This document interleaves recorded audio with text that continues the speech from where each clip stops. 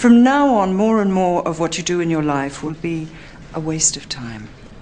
All right? You have reared and now you are spent.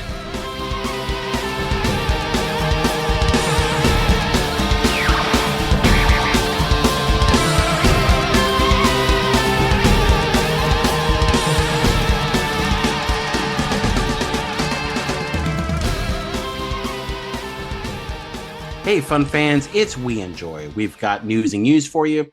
Well, maybe not the news. We're going to skip news this week, but we've got tons of news, maybe some recommendations. We're still the Mattitude Eric. I'm Matt Fowler. Say hello, Eric Goldman. Hello, everybody.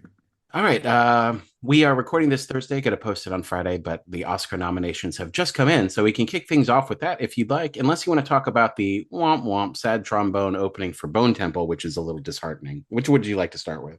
Let's start with the Oscar nominations. They're fresh of mind. They're hot out of the oven. Oscar noms, Eric. Oscar noms. What do you think? So I guess the big headline, if there's many headlines, but the big headline is Sinners breaking records with 16 nominations, which is glorious, especially for horror movie fans. But again, like something we haven't seen really since Silence of the Lambs, as far as this genre, as far as this dark macabre genre. Yeah, I mean, holy shit. I mean, that's amazing. There were, it was funny because Variety, who rightfully have been taking shit about Sinners since the opening weekend when they did that really strange tweet and headline about like it opened really well, but it's a long road to profitability, which a lot of people thought was them being studio, backing the studio because of that whole thing about Sinners will eventually be owned by Coogler in 25 years. Yeah. So they predicted the day before that Sinners could get 15 nominations and break a record. And so there was a lot of people like talking about that, but then they got 16. So it did break the record and it went even further. It's amazing. I think Sinners is a fantastic movie. And I think once you're in on Sinners as like an Oscar caliber movie, because like you mentioned with Silence of the Lambs, it's not often that like, horror genre, and I know people will still debate Silence of the Lambs even being horror, but it's not often those kind of movies can make it in here. Once you are like, hey, Sinners is one of the best movies of the year, and the cast is fantastic, and they all need to be nominated, well, then it clearly should be getting all the technical nominations too, because it's such a wonderfully made movie. So I think that all just adds up to what it did here, where it just absolutely dominated. So I think, what do you think was the tipping point? One of the supporting actors, like Delroy Lindo or Winmi Masaku? Like, no, I mean, like I think it all adds up. I think, yeah, the fact that the supporting cast did get in there like that, yeah, because I think it was always going to get things like the music and because that's the other thing is that Silence of the Lambs was huge top of the line nominations, right? But like there was no supporting cast stuff going on there. There was the two stars, and then that was kind of right. Well, if anything, it opened up the debate that we still have to this day, which is what constitutes a supporting actor versus lead, because Anthony Hopkins is not in that movie very long. He's in it for 4 minutes. Yeah. But no, I think there's awesome. I mean, I honestly think one Battle After Another is probably going to win Best Picture, but that doesn't mean know what at this point, I think it's definitely between these two movies, as far as director, as far as like just actor, director, picture. I think it's between Sinners and One Battle. What do you think? Well, actually, actor, you throw Marty Supreme in too, right? I don't think Michael B. Jordan has a shot. Honestly, it's going to be DiCaprio or Chalamet. I think for actor. Yeah, and then there's going to be a huge uproar because Michael B. Jordan won't win. I see it all now in the crystal ball. Okay. I don't think many people were thinking he's going to win. I mean, he's fantastic and he plays people gave the Golden Globes a ton of shit. Like, I just think that this is weird backlash anyway. But yeah, I just think it's whatever. I think there's people going into these Oscars, and it's totally understandable, who have seen Sinners and who won't have seen any of these other movies. So it's like, I've seen the movie, and then the movie I've seen didn't win the thing, but I'm going to think that, Timothée Chalamet obviously did not give a performance that equals the performance I saw in the movie I saw, Right. But let's talk about the movie that people actually did see the most of these nominees, and the one I was most surprised got a Best Picture nomination. Brain Dreams. No. Okay. F1. Yes. Best Picture nomination. Well, this we're leading into the benefits of having how long has it been since they started doing 10 movies for the Best Picture nomination? well over a decade because It's like 15 years, right? because Like, what wasn't it the Dark Knight yes. not getting a nomination that sparked Oh, this? was it The Dark Knight not getting it, or doing it so The Dark Knight did get I can't I remember. can't. It was definitely something around the Dark Knight. It was Yeah. definitely Dark Knight. It was definitely the Dark Knight was the catalyst for this, like the PG-13 swap of the policy change. But so having 10 nominations gets your superhero movies in there and your, big budgeted things. It also gets in something like My Train Dreams, which I thought would be all but forgotten come Oscar Mhm. time. If anything, I thought Joel Edgerton, because it's kind of a one-man show, was going to get a nomination, but he didn't. But The Picture did, and I think that's because of the 10 nominations. But then you also get something like you said, an F1, which is like the good, actually did well box office wise popcorn movie that I saw and enjoyed. It was on my honorable mentions list. I really liked it. It was a good movie. Yeah, I liked F1. Yeah. I found out though the hard way, Matt. I tweeted this morning. F1 is good. I enjoyed watching it in IMAX, but I'm still baffled by the Best Picture nomination. Turns out F1's got shooters. The F1 Hive has found me. There are people that are like, all I do is live and breathe F1. By the way, the Dark Knight Wikipedia page has helpfully told me didn't get a Best Picture nomination, is believed to have directly led to the Academy Awards moving it to 10, which is a change referred to as the Dark Knight rule. So there you go. Well, I now it's the F1 rule, but the my only blind spot in Best Pictures is goddamn Hamnet. I did not see Hamnet, but I did see Secret Agent, which I wasn't as into as I wanted to be. It's still very good. If you go into that movie, don't be like Matt. Don't think it's actually about a secret agent. And then you'll I have no. So Secret Agent is my Hamnet. It's the only thing I haven't seen. Yeah. I'm so happy when, like, if I've seen them all, amazing. But even if I've seen 8 or 9, I'm pretty psyched because my catch up's so less. So Secret Agent, I've tried to see multiple times, just didn't work because it was only playing like once or twice at most theaters. But I think obviously this will boost that theater count, so I'll go see it this weekend probably. But yeah, I've seen all the rest. By the way, I should just say, generally speaking, this is a good crop of nominees. F1, I think is. I love Begonia. Begonia was on my top 10. Begonia is great. Train Dreams is great. Sentimental Value is great. Oh, it's so good. Yeah, and so this is all good stuff. We didn't get anything really good for Sorry Baby though, right? No. Like nomination wise, and that was such a goddamn. Recently, we had like Hollywood elite like Julia Roberts trying to like talking up Sorry Baby, but it really didn't get in there. That's too bad. A lot of people were kind of mad at A24 for going so hard on Marty Supreme, but neglecting Sorry Baby. They felt I would also say, sorry, they're very two different movies. They're two very different movies, and one had like better prospects. Yes. It's like, do you want a quieter movie about, that's sort of sad, introspective, and kind of quirky, or do you want 2.5 hours of people screaming at each other? It's sort of like Marty Supreme. Marty Supreme, 3 hours of conflict that doesn't stop. But yeah. Also, do we get to just settle now? Does one Safdie brother get to survive this culling? As far as like who wins we're going to do Oscar pictures separately now and try to get nominations for our best lead actor, and one Safdie rises above the other. So.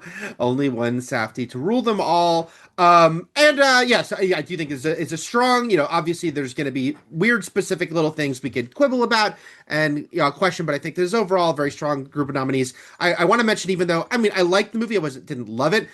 Frankenstein being in there is fun just because with Sinners, it's like, it's monster fucking season. I love, that was, I think it was, I don't know if it made my top 10. And again, my rankings don't matter anyway, but I love Frankenstein. Glad to see Del Toro back in there. And and let's also the brand new category. I just want to say the brand new category, casting, which got in there for the first time.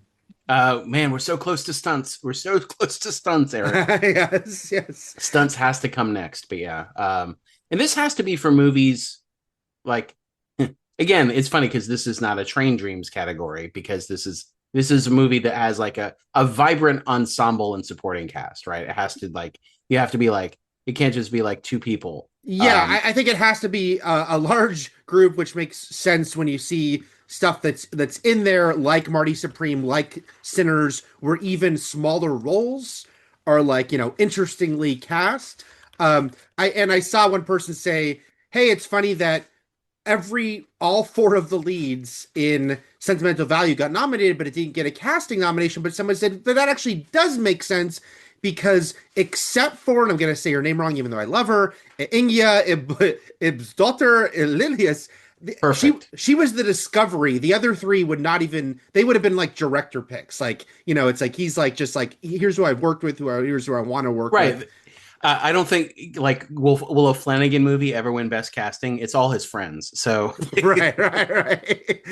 right. But then I want to shout out to two movies I have not seen, but actors, and we've talked about it. Actors I'm huge fans of: Rose Byrne and I think it's his third maybe I can't remember if he got nominated for First Reform, but he did for Training Day. Ethan Hawke getting an Oscar nomination for lead actor. Huge fans of these projects. I don't think they'll win, but I was so glad that they got nominated. Huge fans of these actors, you mean, since you haven't seen the project? No, I'm saying huge fan of these actors, and I'm glad they got nominated. These are movies I want to see, but I haven't seen them. But I haven't seen Blue Moon either. I do want to see it. But Matt, I cannot believe you haven't seen If I Had Legs, I'd Kick You. A, we both love Rose Byrne. B, it's miserable. I know, but also that requires, first of all, it's not playing anymore here. Right. This is not Tinseltown. This is not What's Your Dream, Los Angeles. This is DFW, which is a thriving metroplex and has an Angelica, right? It's got that's where I went and saw Secret Agent. It's not playing there anymore, and I would have had to have made a decision to go to Angelica, which is not my favorite theatrical experience. I like that it exists and it shows the smaller movies.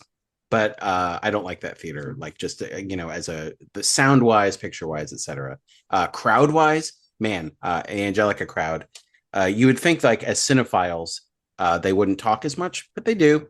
So there you go. But is it? I mean, I'm guessing it's like old people talking. It is. It's people talking. It's absolutely old people, or like, as we creep into old age, people are, maybe in their 50s. Who just have money and are used to talking and doing whatever they want or whatever the fuck they want. A lot of scarf wearers, right?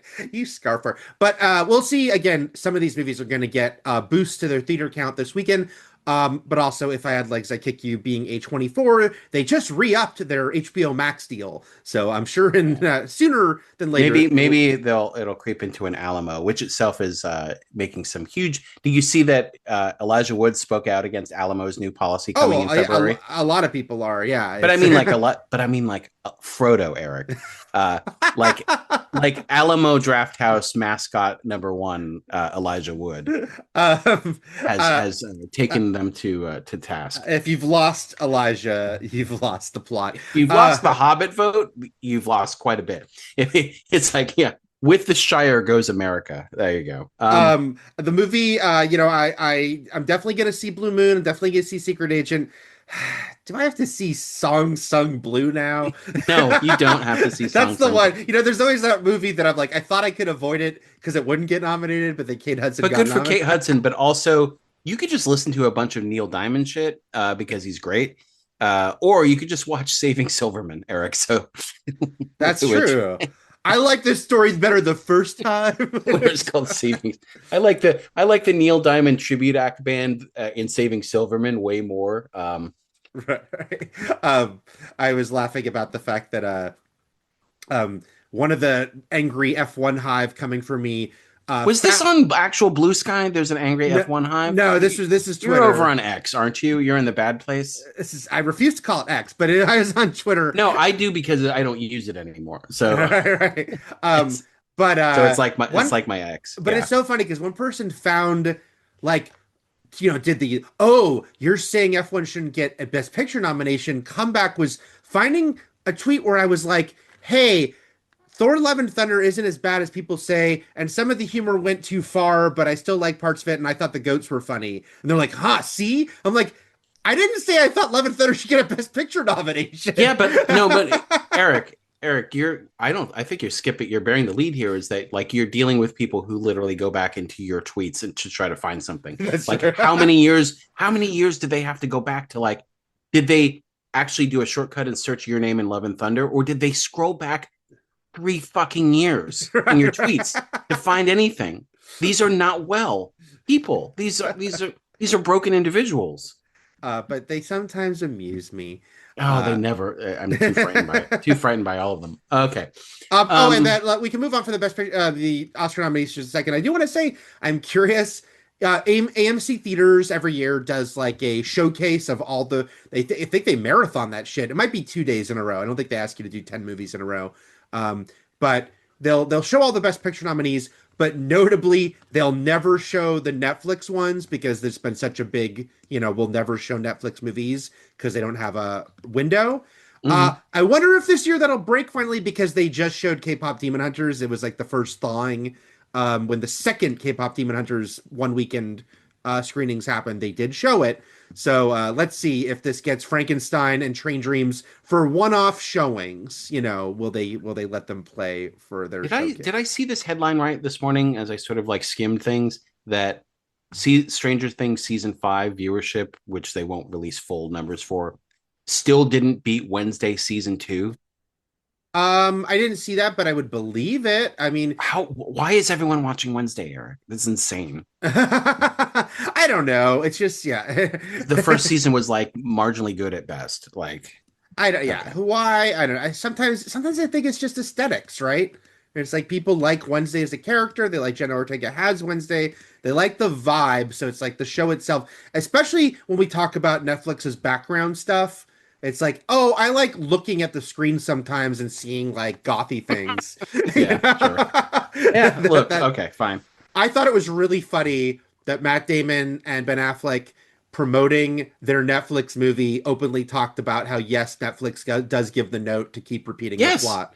So, what's funny is that, like, I feel like, and I don't know, I can't tell what reality is and what the algorithm is and, like, what we're just being bombarded with, which is, like, when a new project comes out now, like, I feel like every time I open my computer or phone, I was looking at Ben Affleck and Matt Damon doing some interview. Like, they did so much press, right? And the same thing for, like, the Song Blue duo. Like, just when these actors do these rounds, I see them 16 times a day, like in a different interview, and it's outrageous. But the weird thing is about how fractured everything is, but also I think speaks to the whole streaming thing, is because, like you're saying, Affleck and Damon did a shitload of press for this movie, The Rip, right? And so they did all the rounds, did all the things, and then because they're interesting, thoughtful people about the film industry, a lot of their clips get broken out, like the ones I'm just mentioning. I like listening to them because they're like stewards of, they're knowledgeable, they know what they're talking about. Ben Affleck is an accomplished Oscar-winning director. He didn't win Best Director, but he's a great director, and like they both know their shit, and they're both like almost in the way that Robert Redford just passed, and he was a hero of both of them as far as like they did Project Greenlight. These are people who want to support movie going experience in the film industry and promote up and coming directors and new visions and stuff like that, and they always have been. And I think that's really admirable. So yeah, I do like, that's why we pay more attention to what they say about shit, and when they maybe put their foot in their mouth, you know what I mean? Like, oh yeah, but just like the spotlight's on them more. But I thought one person's response was really funny, and I'm not mocking the person because I completely get it these days, which is someone said, why am I seeing them everywhere? Do they have a new movie out? Because in the middle of this is the fact that The Rip, as a Netflix original, had no huge actual marketing campaign in the way that we would think of a marketing campaign. So it's like they're doing the work as the stars of this movie, but at the same time, it's like the movie doesn't have, like, Marty Supreme is more known as like the movie's actual movie. People knew about Marty Supreme more than The Rip. And I'm not saying that doesn't mean a bunch of people won't watch The Rip, because again, the way Netflix works, where it's like they'll promote it on the front page, Matt and Ben, and people will put it on. But it's just a weird thing about where we are, where it's like, yeah, I'm seeing clips of Matt and Ben everywhere, but what are they actually there for. Side quest, opened Paramount Plus the other day, had to search Starfleet Academy. Could not find it anywhere in the toggle or the main page. It was crazy. Anyway, okay. Yep. That's I don't know how businesses are run, obviously. So don't bite me. Sorry. Don't bite me. I thought you were yelling at business. I'm yelling at Matt, and I'm yelling at business, and I'm yelling at this cat. Stop it. First of all, let the cat bite you. Second of all, let's talk about something news that kind of bites, which is that the Bone Temple opened soft at the box office. Which the Bone opened soft? Oh no. The Bone went limp at the BO, and it's a great movie. It's one that'll wind up in my best of the year. It's so fun. And I think that there's a lot of factors here. One is that it's right on the heels of the last one. I mean, even when we talk about Avatar in a few minutes, as far as like, there kind of sometimes need to be like 28 years later was a big thing because of the time away. Like sometimes the time away leads to people coming back to things. But, sometimes you take a long break and then you get the sequel that you maybe never thought you'd get. And then it's an event. And now it's not so much of an event. It's, hey, this is less than a year later. You maybe you like 28 years later. I think there was a polarizing aspect to that movie too. So only maybe the people who are super into 28 years later are coming back for this soon. Yeah. And this movie itself is also polarizing. So and I mean that in a way of like, I think it's an objectively great movie, but also there is a huge divide between, I don't even know how to put this, between people who like movies and people who see movies. So it's sort of like the people, and you can listen to us talk about this on the Hudson Hawk Breakout episode, but like the people who you talked about in when you saw it, who actively cheered for a certain scene, like that scene may land differently because people don't like it when things aren't cool in the way that they thought they might be. You know what I mean? Like the people who objected to the Mandarin twist in Iron Man 3 because it wasn't cool and gritty and dark, and it was played in a different way. There was a subversive element to it. Bone Temple, to me, and I haven't thought this through, so please bear with me, feels like a Tarantino movie in a way. As if like Tarantino was given a post-apocalyptic movie. And what I mean by that is that I never knew where it was going one way or the other. Like, and when you enter a scene, I never knew how long that scene was going to last. When you go through a Tarantino movie, someone walks into a room and you don't know if you're going to be there for 1 minute or 15. And I feel like that's an element of the Bone Temple too, because we're just following two stories and you don't know what each holds. And so it doesn't play like a 3-act movie in a certain way. It does have 3 acts, but it doesn't play like the way an Equalizer movie plays. It's just different. These are all a parade of excuses I'm giving for this week box office that I'm upset about. But yeah. I mostly think it's coming off of a polarizing movie that ended on a note that was the most maybe the most polarizing note of the whole movie. Yes. was the tease for the next movie, which we talked about. If you listen to our talking about it if you're a Patreon Hudson Hawker, you can listen to us talk about it, but how they kind of dialed back that element a bit in a way we think was the right move. But also, yes, it was oddly quick in a way that we only really see for like Back to the Future sequels or MCU movies, like for something that was like a relaunch. It was always scheduled that it would be this quick, but I was surprised it was this quick. Like, I don't know why they didn't spread it out a year, because it in people's minds, it can kind of just jam together as the same movie, And so you had a couple factors. Yeah, there. like why didn't they wait, Eric? What do you think? I don't know. I don't know what it was. Like, people, again, the whole January is where you dump movies thing has long been a fallacy. Yes, some bad movies get dumped there, but also just movies can really pop there. Like, and it's been proven, and huge hits have come out. Were they like, we really want to capture this Breakin' 2 within the same year aspect? Yeah, that was exactly. We need to electric boogaloo this shit. Yeah. But as for the movie itself, look, so I've seen the movie 3 times. I think it by and large plays, I've seen it play really well with my audiences, but at the same time, you have to realize your audiences though. Yeah. Like, but where also, you live. But also where I live, but also what you're saying about the Tarantino thing, I think is valid because I'll dance around spoilers here. the movie goes to a lot of extremes. Ultimately, I think the movie is more than the last one, like sort of a quote unquote crowd pleaser, not in a traditional way. But I think there are things that you can cheer. There are things that like you can like be happy that this happened the way it happened. But because it goes to some extremes, especially I was thinking about the fact that there is a scene of incredible like violence and horrificness and brutality that the third time I saw it did have a person next to me say, "Next time I'm picking the movie" to their friend in that scene. Next time I'm driving, And yeah, and so I don't know if the movie got them back by the end because the whole movie isn't that scene, but the scene is a lot, and that scene is like a scene that can like be make some people say, "I don't want this at all." So it's like there's things like that where it goes like you were saying with Tarantino and people that's kind of their brand now. Like we're gonna go to all the extremes. But this movie, by being a horror movie that a lot of people, but although we should mention, it got an A- cinema score, which is fucking fantastic for a horror movie. It's insane. Yeah. And I also want to say, I'm bummed it didn't open better. I hope it has good legs, even though it's clearly going to make way less than the last one. For right now, and I hope I'm not deluding myself, I'm optimistic they'll still make the third and final in this trilogy. And part of it is because this is so well received.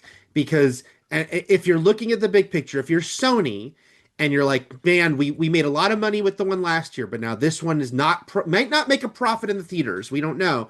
But the response has been so positive, the reviews and the audience scores, that I would hope it pushes it over the hump to be like, let's have a complete story here, like that, we can sell a trilogy both as a streaming package and as a box set and this goodwill, and it is the business of show, and it is they do kneel down before the almighty dollar, but goodwill is a win.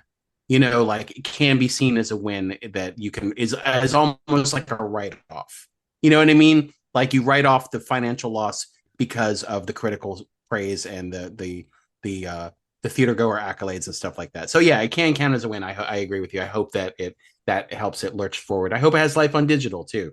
But did it make sense when I was talking about Tarantino, or was I up my own ass? No. I mean that's what because which is entirely possible. Because I mean, like when we're talking about F1, which is a fun, good movie, when Brad Pitt walks into a room in there, I'm like, we're here for 2 minutes. I know these scenes, they're gonna play like a movie, like that were a traditional movie. And when you see something else, a different type of movie, an A24 movie, an art house movie, an auteur-driven movie, you don't know what each scene holds or how long you're going to be there or what the ride is. And that's Tarantino is just the one that sprang to mind. Because again, like Once Upon a Time in Hollywood, which is probably my favorite Tarantino movie, there's that whole part where like they're filming the TV show. And we're there for like 20 minutes, like filming a scene that ultimately, again, if we're talking about plot, doesn't mean anything to the story of the movie. It's just the experience of living in this and something that Tarantino wanted to do. There's parts of this movie that are like that too. But again, I also agree that it is a crowd pleaser.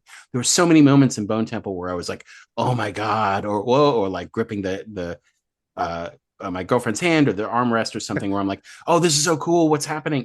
Like you were just gripping your seat or gripping the seat of the guy next to you. I was gripping all the seats of all the people. I was gripping every loose bit of every human being that was hanging out in the movie theater. I was gripping. Okay. Moving forward from Bone Temple, Housemaid, which is a movie I'm still curious about seeing. It sounds fun. You recommended it. Mm-hmm. But it was the sort of sleeper hit of the holiday season because it was there. It was exactly what Sydney Sweeney's wheelhouse is at this point because, her Christie movie failed. But yeah, it was sort of salacious, fun movie that is now the box office hit, and there's a sequel announced. There's a sequel now. Yeah, the books. Anyway, you've seen it, so I was hoping you'd speak more on it. But yeah. Yeah. No, it's very fun, and I was surprised when I saw how it ends. I go, oh, that's how this is a franchise. Because again, it's based on a series of books. Does it have her walking off Jason Bourne style to that Moby song? Like, what are you talking about? I mean, maybe. But also, it's oh funny. My God, it's the Housemaid, and it's just Fucking it's just David Strathairn like watching from the screen as like the assassin leaves. Okay. But it was funny with the holidays because you had a couple of people who are like, young, I say stars of the future, but they've been stars for a while now. But you had Chalamet and Sydney Sweeney both had movies that they can be like polarizing people for different reasons in media, and so there were people who were actively rooting against their movies being successes, and then they were both successful. And Sydney Sweeney, it was funny because she was getting a lot of shit for like, oh, all of her last movies bombed, but I'm like, her last movies were Eden, Echo Valley, and Christie. Now, Christie is the only one that I'm like, they were trying. Christie was the one I think they were hoping may have gotten an Oscar buzz. Yeah, like Smashing Machine, right? That was obviously a play for something bigger. But the other ones, I mean, Echo Valley been sitting on the shelf for a few years. Eden is a Ron Howard directed ensemble movie with an amazing cast that then no one wanted to release, so that wasn't a great sign for it. I felt like she hadn't been tested as like a movie star since like Anyone But You, in like as far as like if you put her in a certain kind of project, like so it was like, okay, yeah, she again, she's not gonna make Christie a hit. But if you put her in a certain type of movie, it will sell. And Marty Supreme, obviously, with Chalamet, it's like, yeah, he's definitely he's a legit which star. I did see and I did enjoy quite a bit. And also, I can't remember what I texted you, but it was something like, I've never spent as much time with somebody I wanted to actively murder, as the lead character. Just Marty. Which again is, leads to like, great movies can be made from sort of like really despicable fucking characters, It doesn't. There's this. The Safdie brothers love terrible people. Okay. And Marty Supreme as which I don't think I knew when you told me, which was like A24's biggest domestic hit so far. So is it at 100 million yet, or is it almost shy of that? Like I think domestically it's not quite there, but it will be most likely, especially with these nominations. Just to peel through the news here, Avatar. I was hoping. I don't know why I'm like actively rooting for Avatar. I'm not part of Pandora Hive or anything, but I was kind of hoping it would be like 1.5 million for Avatar, and it's going to wind up being a little less than that. So again, $1.3 million, a little over that, is nothing to sneeze at, unless you're Avatar 3, I guess. So it's still massive box office, but it's but I think it still has a chance. 1.5 was what I thought it was going to get. And right now it's at 1,329. It's gonna keep making money. I hope so, but also it's number one right now. We should mention it's the number one movie at this moment in time. Well, wasn't there like a big? I don't know.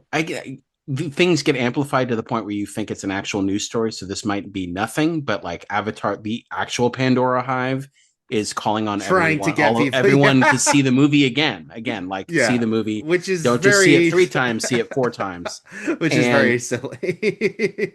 I mean, well, I'm more for that. Hey, we love this project, we love this world, we love this IP. Please see it again in the theater right now. Then the hashtags of like release these fucking cuts and like all this bullshit online. Like actively put your money where your mouth is. If you're a fan, please see this movie in the theater. It's sort of like, I think there was a little rumbling of the Alita Battle Angel clan back in the day when that movie tanked, and they were like, "Please go see this movie again." The Alita fans are still out there. That's a fan movement I can. That's a fan movement I can more get behind because it's not cheating. It's just go see the movie again. Right. Pay your money and see it again to help the movie out. That's fine. But I do think it's going to make a 1.5 million, and again. An insane, one of the top biggest movies of all time. It's just that the first 2 are the biggest movies with an Avengers in there too. For a third movie in this franchise and the weakest of the 3, I feel. Yeah, me too. I still had a good time, but it's just not my favorite of the 3 movies. What do you think, since we just talked about Bone Temple, maybe possibly arriving too soon, if he had waited 5 years for this movie to come out? Instead of 2 or 3 or whatever it was 3. You know what I mean? It was 3, which again is so funny how things changed, because when we were kids, 3 years was the traditional wait between Star Wars movies, and 3 was a pretty normal amount between sequels. And it's only in recent years that it feels like, oh, you got to get it out within a couple years.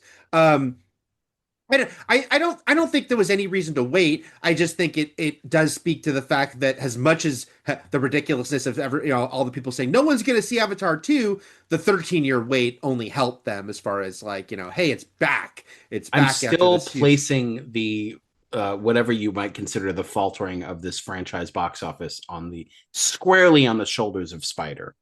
I don't, but I mean, ultimately, I feel like we're just vindicated here because this is exactly what we thought it was going to do. Like, it's no, exactly. It Yeah. is.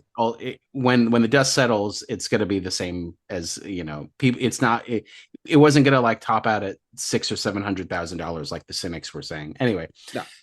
All right, let's get into a couple Game of Thrones related stories and a couple of video game TV series stories that are all interconnected in some way. Let's start with Game of Thrones because Night of the Seven Kingdoms just debuted this past week, and it's the new Game of Thrones series. I don't know if we can talk about it separately, but it's fun. It's a different style than the rest of the Game of Thrones, though. Don't worry, it still involves a lot of shitting. So there you go. Oh, excellent. But there was news that there was a Jon Snow series. He was probably one of the initial spin-offs back when Game of Thrones ended. It's Well, like, here's no. like the 9 shows we want to make. It was not the very first ones we heard about, but it made news because it was the only one that was like a sequel series, and that Harrington was on board. He was developing it, that there would be this Jon Snow spinoff series. And I remember the only show that Matt Fowler was interested in seeing as a possible spinoff of these characters from that original show was an Arya Stark show. And I even called it Arya the Exploria, which is an old tweet that I had back on the bad site years ago when the show ended. And now it may come to pass because with the Jon Snow show not happening and Kit Harington never wanting to return to that character, there is early development for an Arya Stark spinoff. So that is something that I am fully behind, and that's the only show that I was interested in going forward because she was my favorite character on that show. So she's great. I mean, Kit Harington did want to return as a character, but I guess they had some disagreements about what what the path was for the character going forward. I think he wanted him to be but now he's a party dude. Well, I think they said that Harrington was really trying to make him like unheroic. Now, did you read the big George R. R. Martin THR interview that this all comes from? No, because I do know parts of it as far as like being shut out of House of the Dragon and having a fallout with the showrunners, and I know there were pieces of that got turned out as separate stories. So I know some of that stuff. Everything we're saying is from that. It's a really good. It's a really good interview and interesting, look at what's going on in Game of Thrones land and with George R. R. Martin, and 100% solidifies we're never going to see the books finished. Not that he says that, but just because they talk so much about how long it's taken him to do the next one, how he doesn't want anyone to ever finish it if he doesn't finish it. And the constant fact in the back of my mind is that even if he finishes this one book, there's still supposed to be another book after that. There's no fucking way we're going to get that book. We might get the one we're not unless he just fucking puts his big boy pants on and decides that this is the final book and figures it the fuck out. How about that? I know. How about that, writer? But how about that, creative mind? He did unfortunately add like 50 more characters. No one's forcing. Yeah, but I'm saying like he doesn't. No one's forcing him to do another book after this one. By the way, he gets to make up these rules. This is a prison of his own making that he holds the key to. So no sympathy for the devil. In my mind, this is how my mind works. I started to think about how, we joke often about, Fast X, and will they ever make the next one? And if we don't, we left off with all those cliffhangers. And if they do, how do they account for so much time will have passed? And, there was a little kid involved. And then it's like, what if they just open and Dante killed everyone, almost everyone? And then I thought, what if George R. R. Martin writes into his book, because like you said, he can do anything. Dante killed everyone. Jason Momoa's Dante killed almost all the characters, so now we can just deal with a handful. And also the Fast and the Furious characters. And then we get the actual tie-in we deserve for the final Fast movie, which is the Game of Thrones crossover. As they go through a portal into fucking Westeros and the Forgotten Realms of D&D. But it's a very interesting article. And then, they talk, The Ryan Condal thing is interesting. Like that's the showrunner of House of the Dragon, and how they have this huge rift. It's funny. I remember when Terry Schwartz at IGN went and got to interview. This is before House of the Dragon. They must have been in development.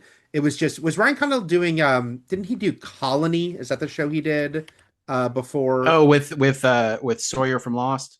Yes, right? yes. Josh Holloway. Yeah. Anyway, it was funny because she went to like and did this sit down interview with the two of them that was just like two writers chatting, even though George R. Martin was like all about Condal. So interesting to see this rift. But also they talked about how because the books are obviously going to have to end with a lot of different details than how the show ended, because as we're mentioning, there was a shitload of characters they never even brought into the show.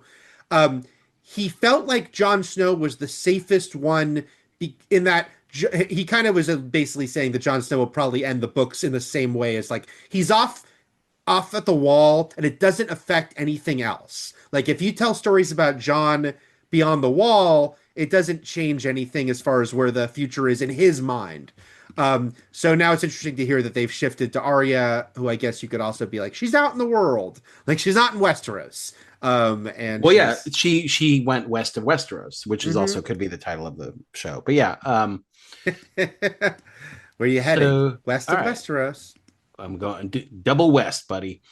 Let's talk about Sophie Turner, who played Sansa Stark on Game of Thrones, and this was, I think, last week, right? We're a little behind on this. The first look of her as Lara Croft on the Tomb Raider TV series that I think looks awesome.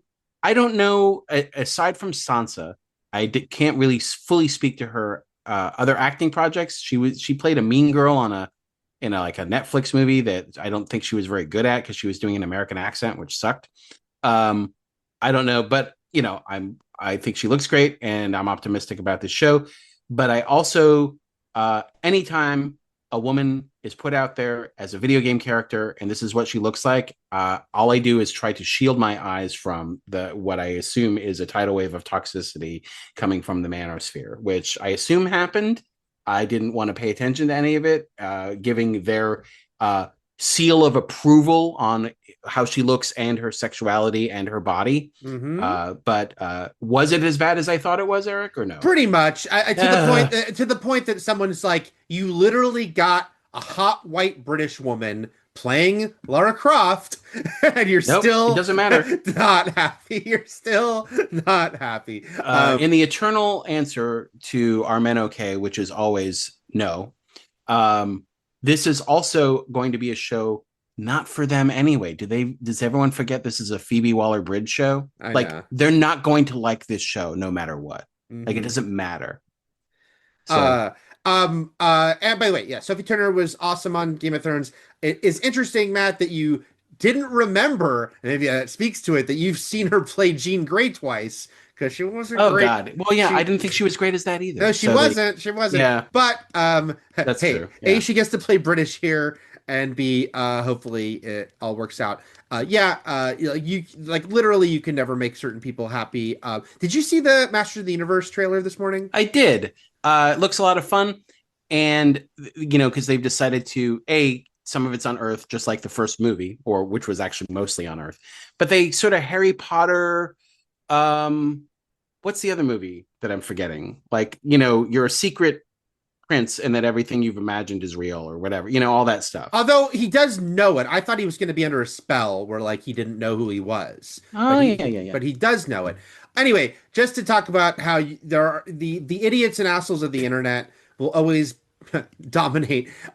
Just the fact that watching the trailer, I laughed a lot at the joke of his name tag saying he/him for, you know, why they put that in there. It's a funny joke. And then thought, oh, of course, the people that you know are the worst people are going to be so angry that they put pronouns in, not getting the fucking joke of the hero, the name of the character, to basically say He-Man would never use pronouns, which is kind of brilliant when I think about the trap that they did by even putting that joke in there, you know? Right. And then also in the trailer, he's in HR, which is the other funny part. Right. So, yeah. Right. Anyway, I really enjoyed that joke.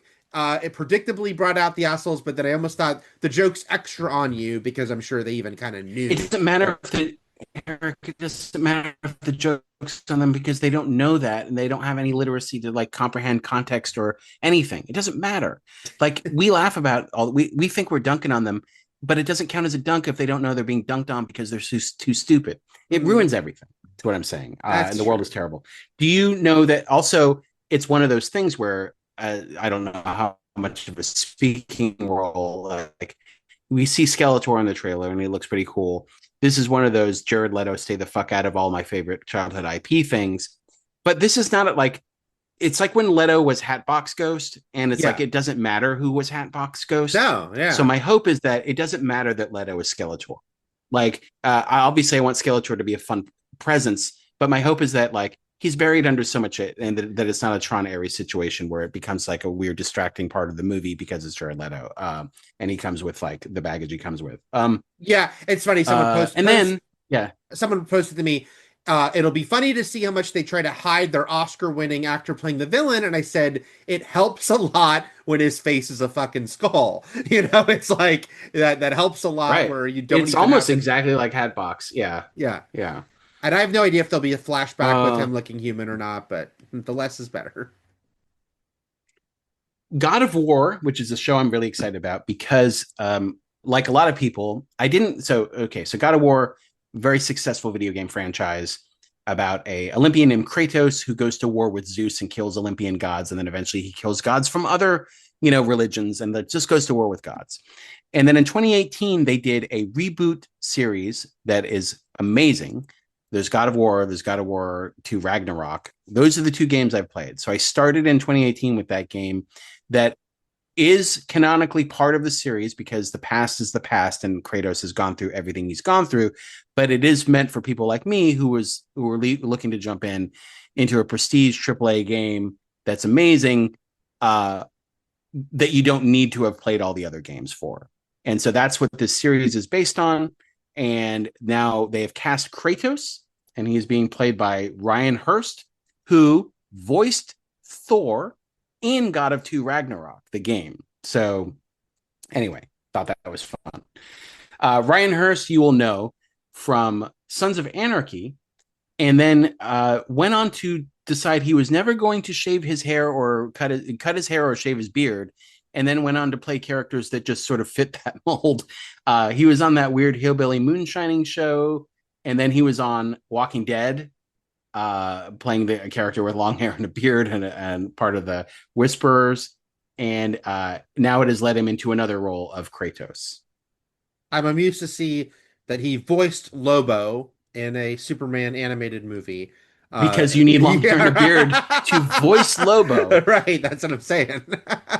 I have no history with this franchise, but I'm happy. Eric, I highly recommend those two games. And also, just as video games on their own. The story is incredible. But I think the most important thing about Ryan Hurst is his first ever professional acting credit on 2 episodes of Saved by the Bell, The New Class, where he played Crunch Grabowski. Yes. Also, it's important to note that he was a good friend of my ex-wife at Santa Monica High School because they went there.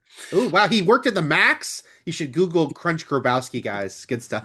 Should I be asking my ex-wife about Crunch Grabowski? Yes. Short hair, no beard. Yeah. Okay. Yeah. God of War TV, Tomb Raider TV. Excited for both. Because again, Ron Moore. Great TV show. Hey, that makes me very excited. Yes, that makes me excited.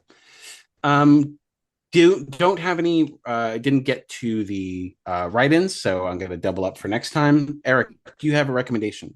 I'll throw in one. And I feel really bad we're not doing any write-ins this week, guys.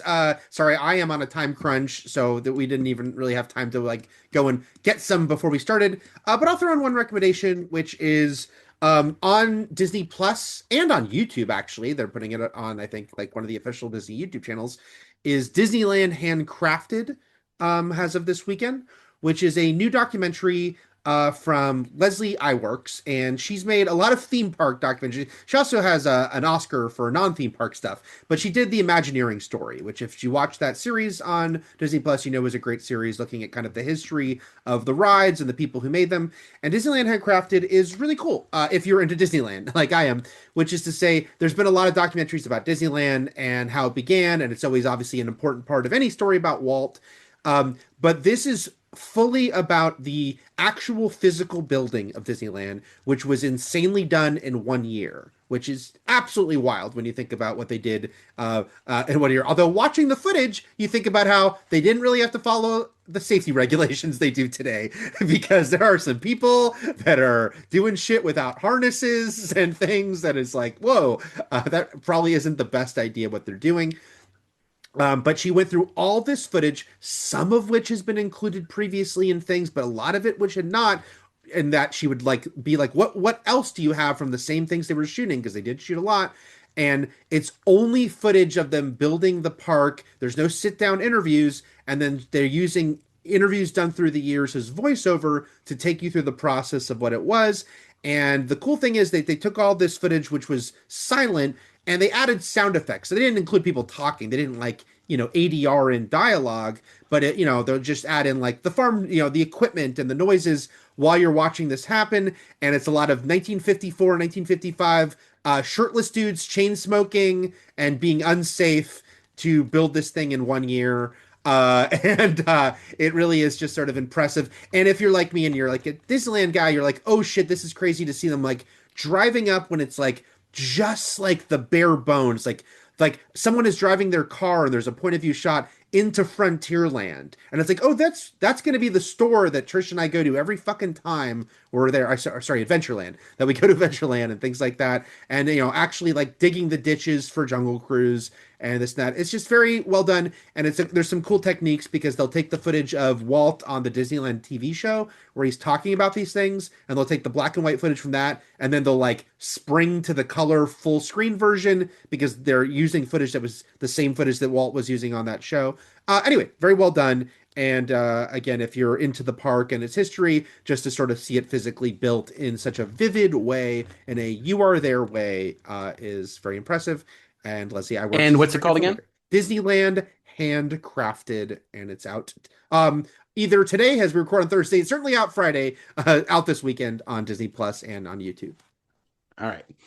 As we close out, I am going to give a medium recommendation to a movie that if you just want to put on at home and chill out, that I enjoyed, which was the aforementioned The Rip. I like The Rip. I thought it was fun. I think it loses some of itself in the third act. It's not a perfect movie, but I like seeing those two act together. I think there's some good suspense going on. It's sort of, it's not a murder mystery. It is a murder mystery, but it isn't at the same time. And it's got a lot of taut moments. And Joe Carnahan's a fun director, and I thought it worked. And all the press that came out when they talked about how, yes, Netflix tells us to repeat things over and over because people are on their phones and not paying attention and can't exist in a world where they are distracted constantly. I was aware of that going in when I saw the movie. So, and I didn't feel the weight of it. I felt like it was as much as any studio movie. Like it's almost as if like this feels like an actual movie that just studio notes would have given if it had a theatrical release. And I will say that it had a theatrical release. Affleck and Damon didn't say, so we did that. They kind of said we kind of had to push that off as much as we could. And I didn't feel an excess. I'm sure compromises were what happened. Yes, I'm just saying I didn't feel an excess of it at all. So it felt like a normal fucking movie to me in many ways. So yeah.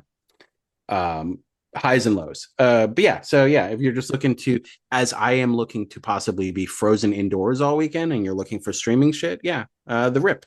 Give the Beantown Boys a try again. Which should have been the tagline. The old Beantown Boys are back. Yeah, how do you like these apples now? Okay, that's our news and no use. And next we've got Sam Raimi's The Gift, and we will also have in a week, right? A breakout episode for Send Help. as we're Setting doing up, these. and we're also gonna try to do Wonder Man, which just is a little tricky because it's a binge release, so that means 8 episodes too. Yeah, so look for those maybe perhaps next weekend. So yeah. Yeah, and until next time, everything's possible, but nothing is real. And shock. Shockma. Shock